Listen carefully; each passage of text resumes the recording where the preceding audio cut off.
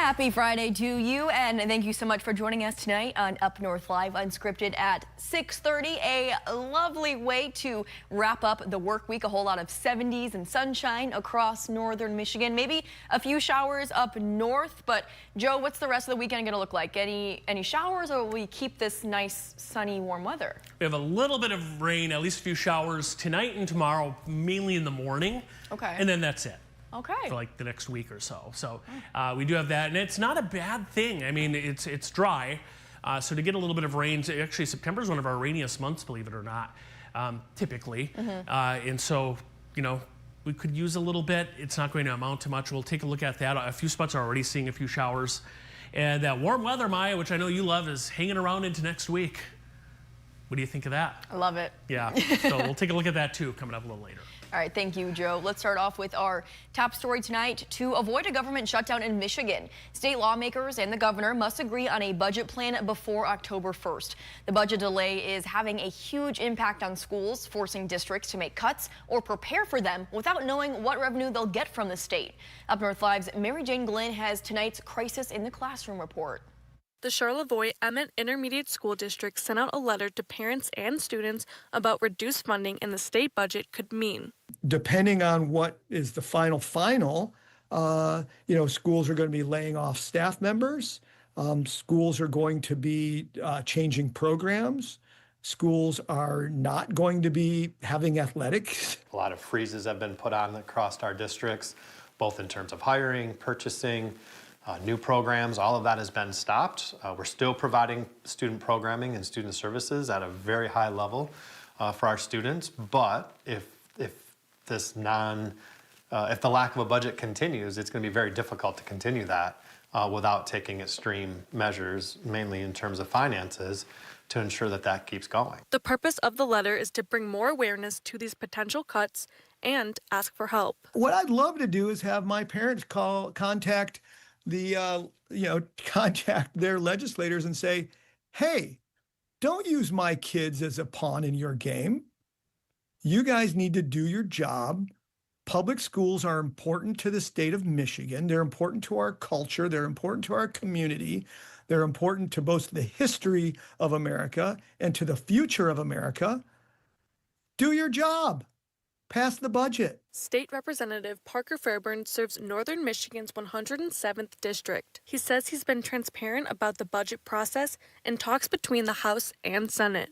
There are things in this budget that the Senate's asking for in our negotiations that we won't compromise for. Their plan, their proposed budget that they put forward, it's got $5 billion in shortfalls, and they want $5 billion in new tax revenue to meet their budget, and that's a non-starter with us. We're not willing to raise taxes for Michiganders. In northern Michigan, Mary Jane Glynn, Up North Live News. And we're told 10 of the 11 schools in the Charlevoix Emmett Intermediate District did sign that letter. Well, we are looking ahead to hunting season now in northern Michigan as the city of Sheboygan is taking steps to curb the deer population in the area. At their meeting on Tuesday, the city council approved a fall hunt to be held within the city limits. The city says from October 1st to November 30th, bow hunting will be allowed within certain areas in the city. Property owners will have to submit an application if they want a deer hunt.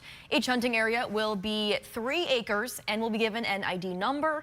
The city says there will be a safety plan for each property selected. Hunters will have to apply for the hunt. Applications cost $20, and the city says hunters get 2 tags. There is no point limit, and again, this is for bow hunting. No firearms will be allowed. Let's take a look at our question of the day related to deer population in northern Michigan.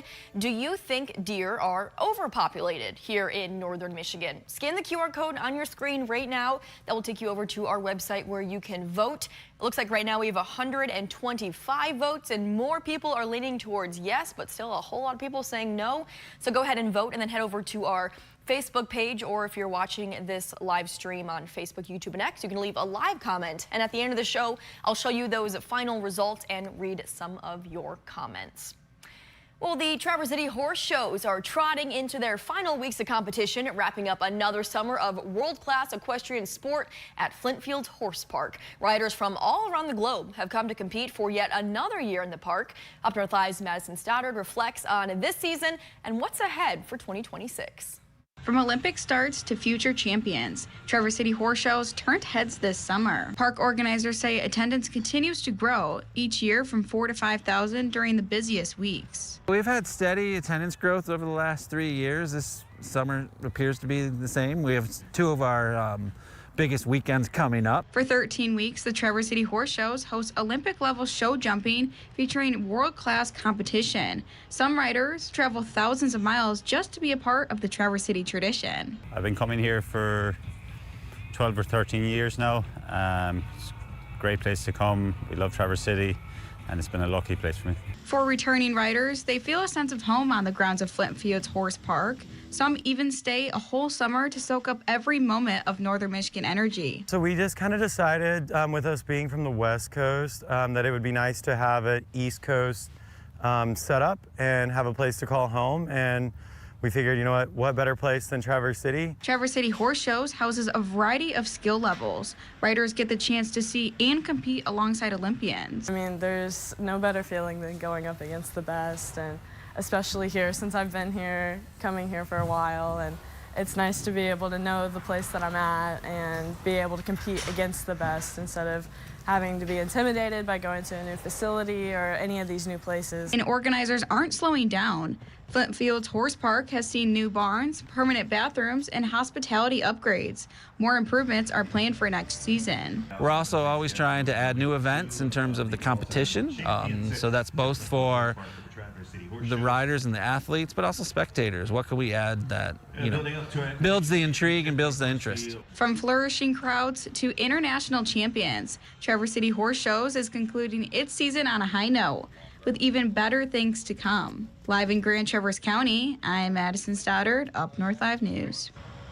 All right, and you just heard from Gary Howe there in Madison Story, the Traverse City Horse Show's marketing and communications manager. You're going to hear a little more from Gary now. He is joining us live. Hey, Gary, thanks so much for coming on Unscripted tonight. Hey, thanks for having me. So as the year is coming to a close, a few more weeks of competitions, and I'm sure you're doing a lot of reflecting. How has the season gone so far? What's it been like there at Flintfields Park? I don't know if we're full on reflecting yet. We have 2 big weeks ahead, but yeah, we are happy with the summer so far. It's been a great summer in terms of weather. We had a few rain events, but nothing that we couldn't handle. Everything's been very smooth and a lot of smiles, and happy riders, happy athletes, happy owners, and happy spectators. So everyone is happy. You love to hear that. How would you compare this season? Again, like you mentioned, we still have a couple big competitions coming up, so it's not over just yet. But is this season similar to years in the past, or is it different in any ways? Well, this show really grew since COVID, right? So 2020 was when it was still just a 6-week show, or at least 2019, sorry. And then 2020 with COVID, they took the opportunity to expand it to 13 weeks.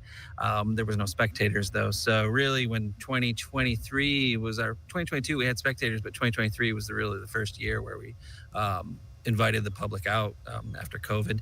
And since then, we've just seen a steady increase, and more people are becoming fans, coming out here, and maybe their first time ever watching a show jumping event or being around an equestrian competition and getting hooked, whether it's just for the ambiance and the vibe out here or really getting behind some of the riders in the competition. And on the other side, the riders, they love that the local community has embraced them and comes out and cheers them on. The horses actually respond when we have big crowds. They just amps it up just a little bit more. So what is it like actually just being there in the stands watching these competitions? Well, I think some people have this feeling like it's like golf. You have to be super quiet. You don't have to be super quiet. You can cheer them on. And I think it's just the first impression is often those are amazing athletes. Those are amazing horses, and they're jumping so high and so far and going so fast. And I think that is the beauty of Flintfields Horse Park, is you can actually get super close to the ring to the point of you can feel the gallops. You can feel you can get a real sense of what it is like in the ring, even to the point of, you're hearing the horses breathing, you're hearing the rider call to the horse and give them directions as they work through their course. And it's amazing just watching video of the different competitions happening there. I'm sure seeing it in person is even more cool. So I guess just give me some history on how did Traverse City become this location for hosting these world-class horse competitions? Yeah, I think you got to go back way before my time and way before I was involved, but there was a horse show here, but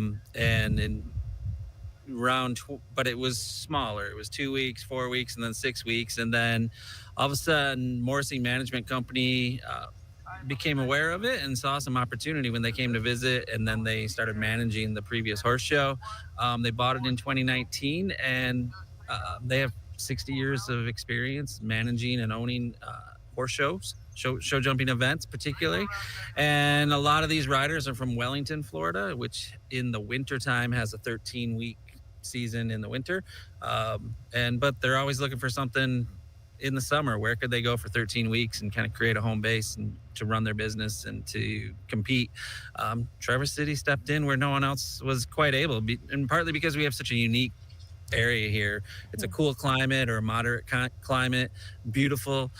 And also the grounds itself is 10 minutes, 15 minutes from downtowns, whether Elk Rapids or Traverse City. It's another 10, 15 minutes if you want to go on a boat on Torch Lake or even on the bay.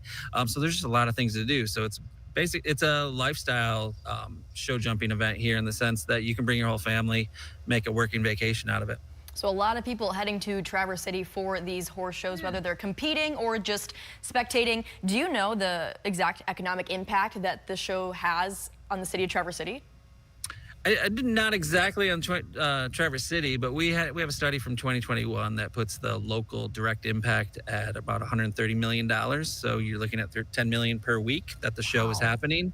And we do so very quietly. I would say a lot of folks, run around town, still haven't been out here, and it's to have that big of an impact, and yet there's still a lot of room for growth, for appreciation, and for what's happening here. I think speaks to the level and the intention behind what's happening here at Flint Fields Horse Park. It's an incremental growth strategy, and as COVID allowed us to grow and attract the riders that we need, and now we have global equestrian interest in Traverse City and the show here, and now we can let's embrace it as a community, come out here and give it a try. Yeah, and like you said, I think there's a lot of people who live in Traverse City or surrounding communities that forget that this is even happening. So if folks are watching right now and they're like, wait, I want to go watch some of these world-class competitions. You mentioned still a few more weeks. So what are the remaining competitions, and when can people come check them out?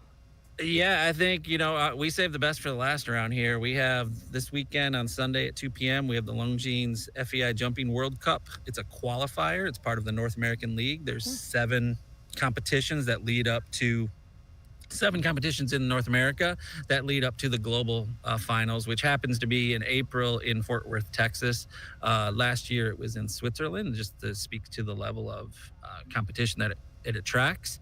And then next Sunday, again at 2 p.m., we have our grand finale, which is the American Gold Cup, which has a 55-year history, started in 1970, and the winners of the American Gold Cup are all Olympians, Hall of Famers, world champions. The list is just lengthy with the caliber of talent that have won the American Gold Cup, and it's the same here. We have the world's #1 Kent Farrington in town for the next 2 weeks. We have 8 of the world's top 30 here for those 2 weeks, and so if it's your first time watching show jumping live, a lot of people have watched it on the Olympics on TV, but when you watch it live, you really see the difference between world #1 and world number 200. Yeah, you weren't kidding when you said you saved the best for last. A lot of impressive talent happening the next couple weekends. Gary, thank you so much for coming on Unscripted and talking a little bit about this year's horse shows in Traverse City. We really appreciate it. And if you're interested in going to any of the competitions, we have more information over on our website, UpNorthLive.com. But we are going to take a quick commercial break. Coming up next, Joe is going to have a look at your weekend forecast. He mentioned a few chances for rain on Saturday. He'll let you know where could see some rain and when, and a look at Sunday as well. All of that after the break. I'm Jada Johnson from Big Boys TV, and the Fish and Game Report is sponsored by Johnson's Propane.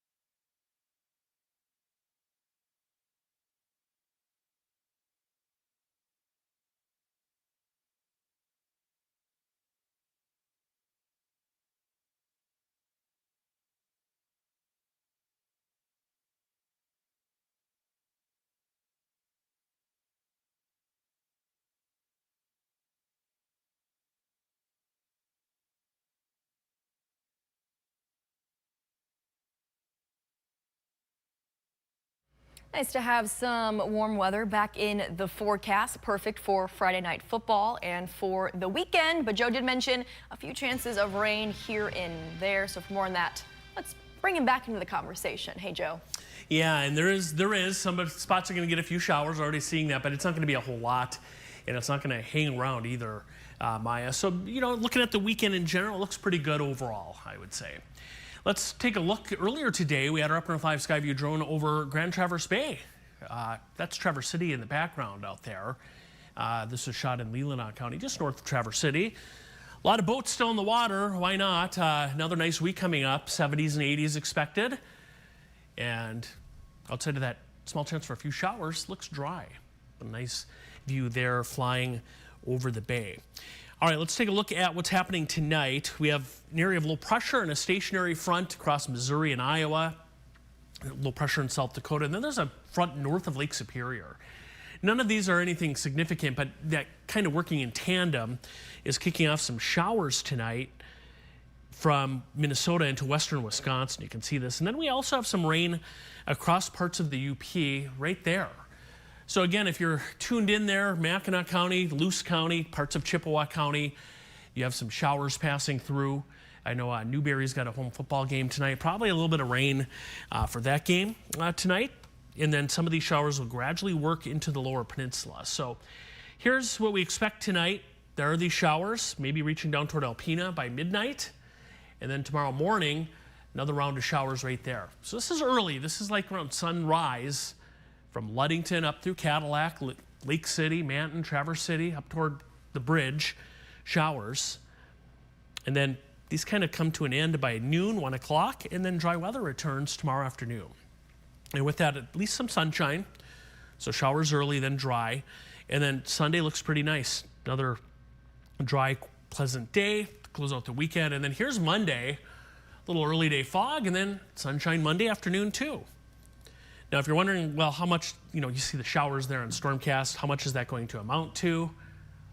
Yeah, not a lot. A lot of zeros on this map, meaning less than 1/10 of an inch of rain.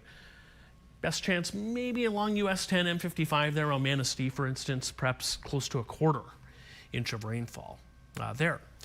So here's the extended forecast, and if you like summer, I mean, this does look like July.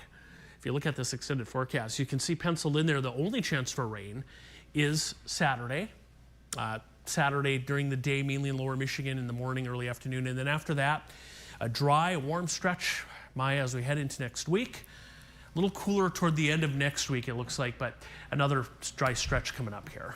All right, Joe, thank you so much. So summer not over just yet. Better get out and enjoy it while it's here, because before we know it, yeah, it's going to be winter. But we don't need to talk about that right now. Let's talk about some high school football, though. Coming up next, we'll check in with sports director Harrison Beebe, who is live at a game for a preview of Week 3. Straight ahead.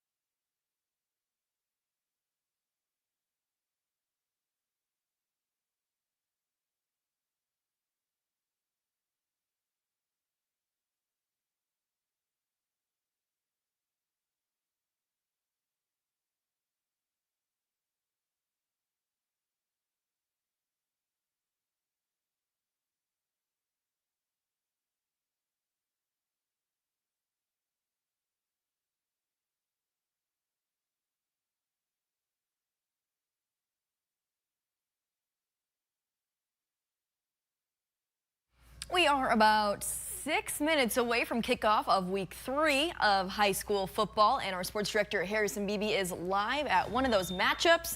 Harrison, you are in East Jordan, right? I am. I've got 2:45 on my scoreboard in the background here, so I'm even closer to kickoff than you think you are. And we know you're a little bit longer from kickoff than the average person, but we appreciate you running out and getting highlights between shows today as well. Of course. Yeah, well, tell us a little bit more about the different matchups happening tonight. Let's start with the one that you're at right now. Yeah, East Jordan Kalkaska is pretty intriguing, both 2-0. And East Jordan, for years, struggled to get an identity. They've had one as of late. This is their third season in a row, starting with 2 straight wins. So it's pretty cool for them. They've been rolling in their conference. Kalkaska not in a conference the past few seasons, but they haven't been 2-0 in almost a decade. So even just getting a couple wins on the board really helps get them going to start their season. They're going to get a test with East Jordan tonight, but we'll find out how talented they are, and then we'll really see how good East Jordan is for the first time this season in person for highlights. And we have a whole crew out getting highlights tonight. I think we're covering a total of 7 games. So what are some other key matchups tonight? Well, you are going to be seeing how good Traverse City Central is. The Trojans are going to play arguably the toughest team they've played all season as Davidson tonight at Thurlby Field. Now, the good news is they're home. Davidson is a top 10 ranked team in the entire state, though, regardless of division. So that's going to be a real challenge for the Trojans. The Trojans, though, 2-0 off 2 road wins. So there's potential to do some damage, but we'll have to see how the cards fall. Either way, it's a great growth experience for Central before they really start conference play next week. And in the Big North Conference, we got a great little doubleheader coming up as well. Escanaba taking on Petoskey, and Cadillac and Sault Ste. Marie meeting up as well. And I know you don't like to pick favorites, but is there a matchup tonight that you are most looking forward to? I came here for a reason. I'm curious to see how East Jordan looks, and I'm really curious to see how Kalkaska looks. So we'll find out in just a moment. All right, Harrison, anything else you want to mention about high school football? I'm all set. The national anthem's kicking in, so I'm going to sign off if that's okay. All right, yeah, go get some good highlights, and we will take a look at all of those highlights from that game, Harrison, and from all the other games that we are covering tonight at 11 during Hometown Highlights. All right, we're going to take a quick commercial break, but coming up in just a few minutes, we're going to check out our question of the day related to deer population in northern Michigan, and if you think there are too many deer. So if you haven't voted yet, head over to our website, UpNorthLive.com, to vote, and also leave a comment. We'll take a look at those results and some of your comments in just a couple of minutes. Stay with us.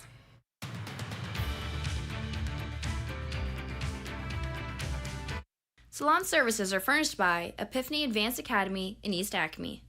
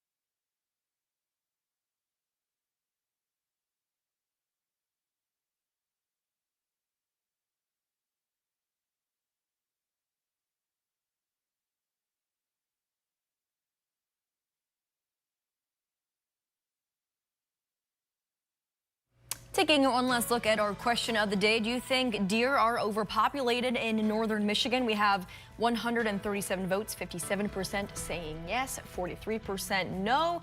Let's check out some comments on Facebook. Rick says, no, there's not too many deer in most areas.